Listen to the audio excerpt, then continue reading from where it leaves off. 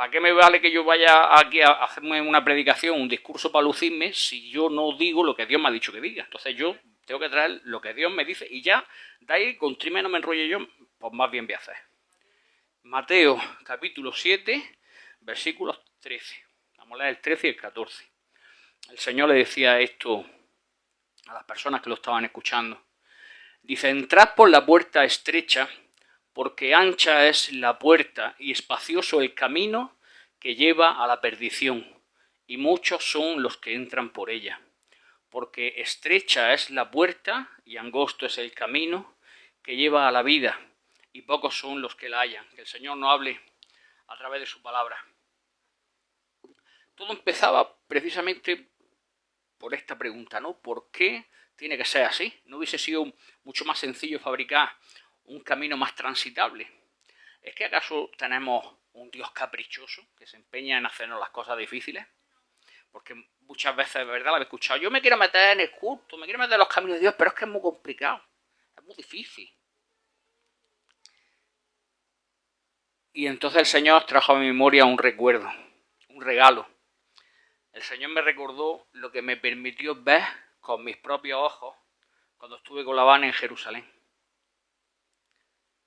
Y el Señor me hizo recordar que cuando Jesucristo estaba explicando acerca del camino, cuando Jesucristo estaba explicando acerca de la puerta estrecha, la puerta ancha, el camino angosto, estaba...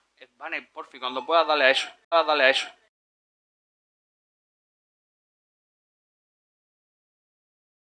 No era rollo, no era una historia que se le había inventado, sino que estaba hablando de algo que era real. Mirad, en Jerusalén, en la época de Jesús, yo estuve allí, está rodeado por una muralla, ¿no? Y entonces, rodeada la muralla de Jerusalén, hay ocho puertas que son gigantescas, ¿vale? Son puertas, es que le dicen puertas, pero es que eso es gigantesco, es que parece, yo que sé, un arco de un puente, son gigantescas, grandes, ¿vale? No lo puedo enseñar ahí por la tele porque está liado, ¿no? Pero mira, esas 8 puertas estaban abiertas durante todo el día entero. Y por cualquiera de esas 8 puertas, por cualquiera de las puertas, tú entrabas a Jerusalén y si tú, por ejemplo, ibas a hacer negocios, tú ibas con tus carros, con tus cosas, pues podías pasar sin problema. Tú, con todos los carros que llevaras, con todas las personas que estuvieras, tú podías ir sin problema ninguno, ¿vale? Sin embargo, el Señor estaba diciendo en este texto, entrad por la puerta estrecha. ¿Qué es la puerta estrecha? Mirad, la puerta estrecha es que una vez que llegaba la noche en Jerusalén, para intentar evitar que entrasen bandidos, que intentasen, digamos, coger la ciudad y conquistarla, ¿no? Atacarla, pues lo que hacían es que esas puertas gigantescas las cerraban. Y entonces abrían unas puertas a los laterales que eran muy chiquitillas.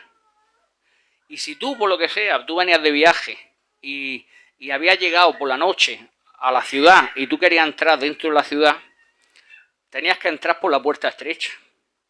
Entonces cuando el Señor Jesús decía, entrad por la puerta estrecha, porque ancha es la puerta y espacioso el camino que llevaba a la perdición, te hablaba de que cuando tú tenías que entrar por la puerta estrecha, primero te tenías que agachar. ¿Habéis visto lo que acaba de hacer ahora mismo Vane para entrar? Era una puerta que no podía entrar de pie, de chiquitilla que era. Pero es que además, para que no llevase armas, para que no llevase venenos, para que no llevase nada, las leyes decían que tú cuando entrabas lo que tuvieses, lo tenías que dejar fuera. Lo tenías que dejar totalmente fuera. Y solamente podías entrar tú y agachado. Pero era la única forma, digamos, de poder entrar con seguridad. Vosotros habéis leído en la Biblia que en el día postrero vendrá la nueva Jerusalén, ¿verdad? Y el Señor estaba haciendo referencia a que nosotros, para entrar en el reino de los cielos, la puerta ancha, las 8 puertas anchas que había en la ciudad, por ahí podía pasar cualquiera. Y estaba expuesto a cualquier tipo de riesgo. Y podía estar expuesto a cualquier tipo de mentira. Pero si tú verdaderamente quieres estar a salvo en tu casa, la primera cosa que tienes que hacer es que te tienes que despojar de toda la carga que te asedia y que no te permite entrar por esa puerta estrecha. Y hay mucha gente que no lo hace porque no quiere. Por miedo, es que si yo me dejo aquí los aperos a ver si me lo va a quitar alguien, es que esto me ha costado mucho de tenerlo, es que esto es algo que yo le tengo mucho cariño. Pero la gente entraba por la puerta estrecha porque era la única forma de estar a salvo, la única forma de estar en la presencia de Dios, la única forma de que mi casa esté bien es entrar por la puerta estrecha. Es decir, ¿qué quiere decir entrar por la puerta estrecha? Despojarme de lo que no sea lo necesario para entrar en el reino de Dios. Y muchísimas veces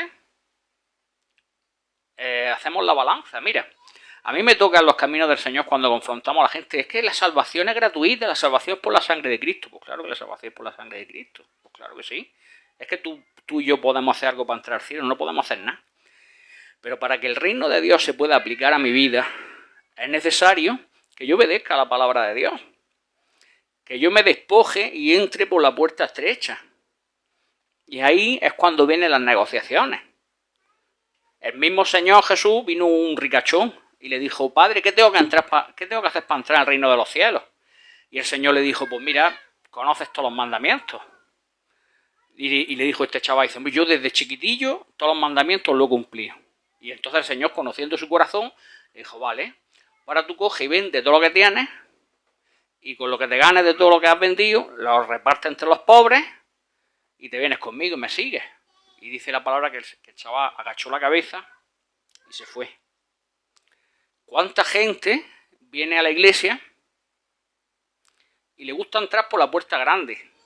Le gusta entrar cuando estamos todos adorando a Dios, gozándonos, qué bendición, qué bien habla el pastor, qué bien canta la hermana, qué bonito es cuando estamos juntos, ¿verdad? Pero esa es la puerta grande por la que puede entrar cualquiera. La puerta estrecha, que tiene que ver con confesar mi fe y con vivir mi vida conforme a la fe que yo confieso, eso ya no lo queremos hacer tanto, ¿verdad? Pero bueno, a lo mejor esto es un rollo mío, porque como yo estuve allí en Jerusalén y vi lo de las puertas, digo, puede ser que a lo mejor se me haya pasado por mi cabeza, ¿no? Y estoy yo metiéndole mucha película a esto. Pero es que estuve estudiando, y esto no es casualidad, porque es que en todos los sitios lo estuve viendo. Los caminos anchos. Dice que ancha es la puerta. Perdona.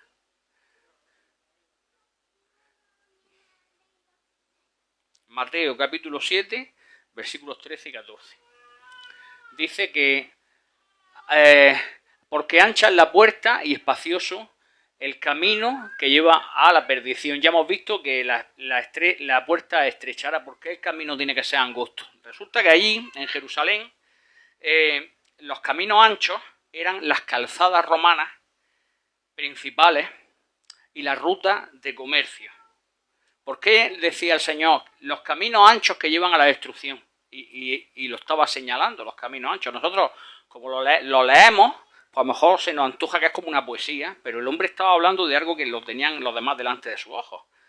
¿Qué es lo que pasaba con los caminos anchos? Los caminos anchos eran los que el gobierno hacía para establecer las rutas comerciales y para que el ejército pasara, para ellos poder, digamos, fortalecer su mandato sobre el imperio. Entonces, cuando el Señor estaba haciendo referencia a que los caminos anchos eran los que llevaban a la perdición, era porque si tú andabas por esos caminos, que eran los sencillos, los que estaban señalizados, los que el gobierno te había puesto, pues te podían, para empezar, robar, te podían atacar, te podían intentar quitar las mercancías que tú tuvieras. Al igual que ahora tú vas por la autovía y a los lados de la autovía te encuentras las casitas con las luces de colores, pues en aquella época era exactamente lo mismo. La gente que iba a hacer sus negocios, pues se desviaban porque le estaban intentando pasar cosas, le salían oportunidades para que tu matrimonio se rompiera, para que tú te cayeras en los vicios, para intentar venderte, para intentar quitarte lo que tú tenías. Entonces, cuando el Señor estaba haciendo referencia a ese camino, es el camino que este mundo te pone, que tú tienes que hacer las cosas, las sencillicas, las que te agraden, las que le den gusto a tu carne, ¿comprendes? Pero sin embargo, los caminos angostos, estuve mirando que eran los caminos angostos, yo los vi por ahí. Tú imagínate que la gente vivía en casas que estaban perdidas en las montañas, ¿entendéis? Entonces, si tú querías llegar a tu propio hogar, nunca en la vida iba a poder llegar por un camino ancho, porque el camino ancho, el principal, era pues como aquí la autovía, ¿no? De ciudad a ciudad. Si tú querías llegar a tu casa, tenías que coger caminos escarpados, tenías que subir cerros, tenías que ir con cuidado, tenías que llevar un buen calzado para que no se te encaran los pies. Pero el destino que tú cogías cuando tenías ese camino angosto era tu hogar. ¿Entendéis ahora las palabras del Señor cuando decía, ancho es el camino que lleva a la perdición, pero el camino angosto es el que te lleva a la casa del Padre? La puerta grande, todo el mundo puede pasar por ella, pero si tú quieres estar seguro tienes que pasar por la puerta estrecha, por la puerta angosta. Entonces, el Señor está confirmando la palabra que recibimos nosotros la semana pasada, porque estamos en un tiempo donde estoy convencido de que el Espíritu Santo está tocando no solamente mi vida y la vida de Vane, sino todos los hermanos que están aquí en la comunidad. ¿Y qué clase de pastor sería yo si no os reto en el nombre del Señor? Yo no puedo meterme en la cabeza de vosotros y cambiar a vosotros la cabeza vuestra. Es una cosa que lo tiene que hacer cada uno. Pero todos en nuestra vida tenemos frenos y tenemos indicativos para tirar por la puerta ancha y por el camino ancho también. ¿Cómo sé yo qué es lo que me detiene a recibir la bendición de Dios? Y yo sé que yo voy a la iglesia y yo sé que lo que escucho es verdad, pero es que como hay algo que me freno. Te empiezo a poner ejemplos. Es que tengo una paga, es que yo me tengo que buscar la vida con este negocio porque no tengo nada para comer y si no, ¿cómo hago? Es que esto que yo estoy haciendo sé que es pecado, pero es que a mí me encanta. Es que esto yo sé que me perjudica y me quiero quitar, pero es muy difícil. Y entonces hasta ahí llegamos delante de la presencia del Señor. Igual que el joven rico que decía que agachó su cabeza y se fue. Pero el Señor lo que nos estaba diciendo en aquella época era simplemente coger el camino angosto, porque el camino angosto es el que te va a llevar a tu casa. ¿Cuál es nuestra casa? El reino de los cielos. ¿Cuál es la voluntad de Dios para nuestra vida? Que haya paz en nuestras casas. Que en vez de coger la puerta ancha, mira qué pedazo de iglesia hay por ahí, más gigantesca. Mira qué pedazo de organizaciones hay por ahí para hacer las cosas. Fíjate qué capacidad tenemos aquí para hacer esto. Pero vale, pero esto me acerca a mí a Dios. ¿Esto en mi casa la lleva el Señor? No, pues no me interesa. Es así de fácil. Y estoy convencido de que el Espíritu Santo va a estar tratando con las vidas de todos nosotros. Pero la ganancia que tenemos es mucho más grande. Y no solamente cuando yo le hacía esa queja al Señor, que el Señor me ha crujido la oreja, bien crujida en estos días. El Señor no solamente, porque yo, ¿te acordáis las dos preguntas que he hecho, ¿no? Al principio, la primera pregunta, ¿qué trabajo hubiera costado? Poner las cosas de Dios mucho más fáciles, ¿no? Y ya el Señor nos ha dado esa respuesta, el motivo de por qué el Señor nos hace elegir el camino angosto y la vía estrecha. Es la única forma de que nosotros tengamos un crecimiento, una superación personal, que entendamos que es su nombre el que se glorifica y que entendamos que es nuestra vida la que se rinde, la que sale ganando cuando nos rendimos.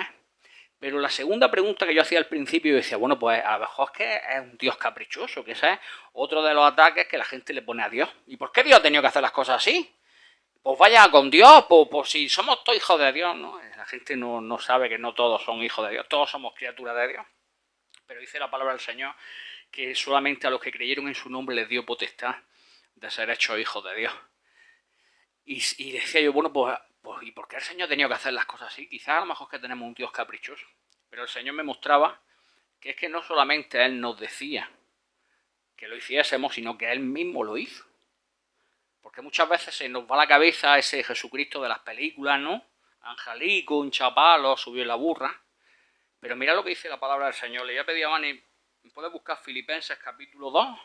Y vamos a leer a partir del verso 8. Mira lo que dice la palabra del Señor. Filipenses capítulo 2, verso 8. Dice, y estando en la condición de hombre, está hablando nuestro Señor Jesús, dice, se humilló a sí mismo, haciéndose obediente hasta la muerte, y muerte de cruz. Por lo cual, Dios también le exaltó hasta lo sumo, y le dio un nombre que es sobre todo nombre. ¿Qué ocurre cuando nosotros elegimos ese camino angosto? ¿Qué es lo que ocurre cuando nosotros elegimos la puerta estrecha? Que cuando Dios se glorifica en nosotros es tan grande su maravilla, es tan grande su presencia, es tan grande su realidad, que la verdadera paz llega a nuestra vida. No se trata solamente de la vida eterna, sino que estamos haciendo las cosas como Dios quiere, nuestra vida está en orden, nuestra vida se estabiliza. En medio de esta sociedad que cada vez es más deprimente, que cada vez es más oscura, que cada vez se tira más hacia lo malo, que a lo malo lo llaman bueno y a lo bueno lo llaman malo, el permanecer en la palabra de Dios, aunque pueda parecer sufrimiento, aunque pueda parecer a los ojos de este mundo una idiotez, la realidad es que estabiliza nuestras vidas, hace nuestras familias fuertes, hace nuestras convicciones para que no nos manipule nadie, hace que podamos tener la capacidad de poder hablar y que nuestra voz se oiga, porque nuestra vida es íntegra.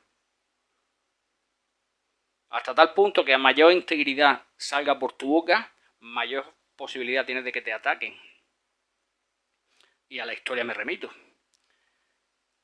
Por lo cual Dios también le exaltó hasta lo sumo y le dio un nombre que es sobre todo nombre. Y mira lo que dice ahora. Para que en el nombre de Jesús se doble toda rodilla de los que están en los cielos y en la tierra y debajo de la tierra, y toda lengua confiese que Jesucristo es el Señor, para gloria de Dios Padre. Entonces, ¿te das cuenta que no se trataba de que el Señor fuera caprichoso? Que no se trataba de que el Señor fuera muy relamío, se trataba de que es todo lo contrario. Es tan grande su humildad que no solamente nos cuenta la verdad, sino que Él mismo la hace. Porque ¿qué excusa le puedo poner yo ahora a mi Señor Jesús cuando no actúo conforme a su palabra? Porque al final siempre se trata de que yo pierda de lo mío. ¿Entiendes? La palabra entera está llena de referencia a eso. Dice, es necesario que yo muera y que Cristo crezca en mí. Es que es necesario. No se trata de que yo sea un máquina, que eso es lo que la gente se cree, que una persona que está convertida al Señor es como un santurrón que le sale lucecilla de atrás. Si la realidad es que somos todos pecadores hasta no poder más, que nuestra naturaleza, nuestra inclinación es a lo malo, pero es en ese nombre, sobre todo nombre, que toda lengua confiesa que Jesucristo es el Señor, que toda rodilla se dobla, que mi vida se quebranta. Decía Lutero, ahora que vamos a venir a los bautismos, dice, yo pensaba que cuando yo me bauticé, el viejo hombre había muerto ahogado. Dice, pero me he dado cuenta que sabe nadar. Dice, y cada día tengo que volver a ahogarlo. Del camino. Pero estando agarrados de la mano de nuestro Señor, es como cada día vamos creciendo de gloria en gloria, de gracia en gracia. Cada pequeño paso de obediencia que nosotros hacemos al Señor, en eso consiste en entrar por la puerta estrecha. En eso consiste en coger el camino angosto. Eso es lo que nos lleva a nuestro verdadero hogar, al reino de los cielos y al reino de Dios en mi casa. Entonces, hermanos, ya todo lo que yo diga además de esto ya es rollo mío, porque esta es la palabra que el Señor me daba complementando la que estuvimos recibiendo todo el miércoles, ¿vale? Y entender que el Evangelio es algo para valientes. Se nos tacha de ridículos, se nos pone de secta, se nos pone de que somos locos, de que aquí vienen a que te saquemos los cuartos, se nos pone de 20.000 cosas, pero aquí la única realidad es que estamos en contra de un sistema diabólico, religioso, que engaña a la gente, como vais a estar viendo esta semana con el tema del bautismo, y que la verdad de Dios es tan sencilla, el camino de Dios es tan recto, es tan luminoso, es tan claro, de poder servir, que asusta a los que se los presenta. Cuando tú le hablas a la gente del Señor de que no hay nada que podamos hacer para ir al cielo, que solamente es su gracia, que rendir nuestras vidas no es pérdida, sino que es ganancia, que el Señor libera nuestras almas, que Dios con su Espíritu Santo nos guarda de toda asechanza del enemigo, pues eso, como dice la palabra del Señor, para el que no cree, el Evangelio es locura, pero para los que lo estáis experimentando, os dais cuenta que cada uno en su nivel, cada uno a su ritmo, pero poquito a poquito, día a día, vamos creciendo en los caminos del Señor. Y hay un propósito para todos y cada uno de los que estamos aquí. Hay un propósito, hay una meta, hay un diseño para el que hemos sido hechos nosotros. Y no depende solamente de Dios, que Dios es soberano, Él puede hacer lo que quiera. Pero en la medida en que yo rinda mi vida a Dios, en la medida en que yo le deje obrar en mi vida, es que voy a ver sus milagros y sus maravillas. Había aldeas donde se tenían que ir los discípulos, no podían hacer milagros porque no tenían fe, los que estaban allí. Lo echaban. Hubo un caso en el que había un endemoniado Y entonces le llevaron este endemoniado a Jesús para que lo echara y los demonios le dijeron, mira, déjanos, vamos a salir, déjanos que nos metamos dentro de este hato de cerdos que hay aquí. Y el Señor dijo, venga, vale, salid de y os metéis en los cerdos. Y entonces dice la palabra del Señor que los cerdos, una vez que entraron los demonios en ellos, se tiraron por un barranco y se mataron todos. Y claro, los que vivían allí vivían de los cerdos. Y tuvieron que salir escopeteados. El Señor de allí con los discípulos lo echaron. Pero que no habéis quitado el negocio. Vosotros sabéis las veces que yo he ido a predicar a los barrios.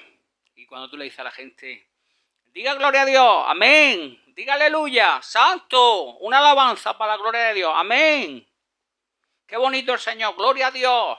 Y ahora tú coges y dices, pues quitad los focos de las casas, hombre. No envenenéis más gente. No tengáis pagas falsas, hombre. No enganchéis. Vamos a buscar la vida, vamos a intentar hacerlo bien. La última vez que me pasó hace unos 4 años, el primer día había 80 personas en el culto. El segundo día había 30 personas. El tercer día había 5 personas. Y el cuarto día había una mujer nada más. Digo, mira, esto es una mujer cristiana convertida. Bueno, yo, aunque sea nada más que por ella, yo voy a predicar. Dice, no, es que yo soy la que cierra. Para cuando termine, va a cerrar la puerta. No chiste, hermano, es verdad que esto me pasó. Ahora, si yo te predico cosas de papas fritas y te regalo la oreja y todo, pues esto lo tenemos petado de gente. Por eso se veía en la tele todos estos que sacan los cuartos a las criaturas. Pero los caminos del Señor es que yo no tenga que estar tirando del lorazepam, ni del diazepam. Y si me hace falta tomarme un lorazepam, un diazepam, algo estoy haciendo malamente. ¿Me entendéis por dónde voy, verdad? Porque la palabra del Señor dice, en paz me acostaré y así mismo dormiré porque solo tú me haces vivir confiado. ¿Queremos esa paz en nuestras vidas?